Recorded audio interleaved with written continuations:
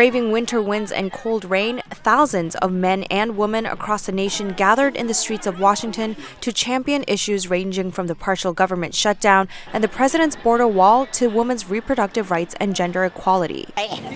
Mia Ives-Rubli, a transracial Korean-American woman who is disabled, has been involved in planning this year's march and says she is fighting to gain more rights for all of her identities. My hope, is to continue to talk about how these different identities interact, how we can support each other, and how it's so important that we are able to talk about disability, especially in the Asian American communities.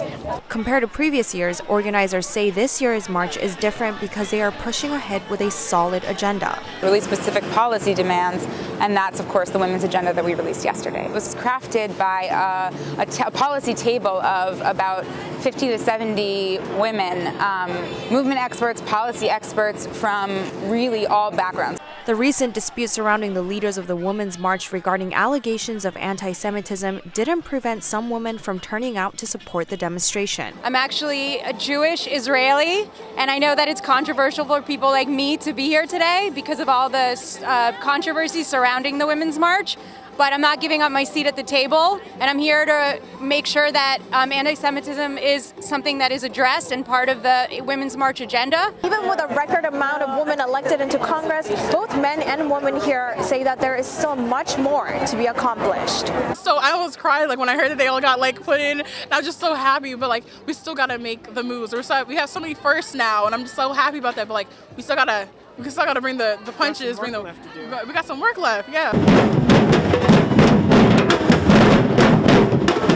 Everybody supports women. It's not just the people being oppressed, it's all of us. This is one community, one voice. If you are going to trample on their rights, even though they're not me, that's still important to me. In addition to Washington's rally, sister marches took place in multiple cities across the country, including New York and Los Angeles, and across the world. Anna Kook, VOA News, Washington.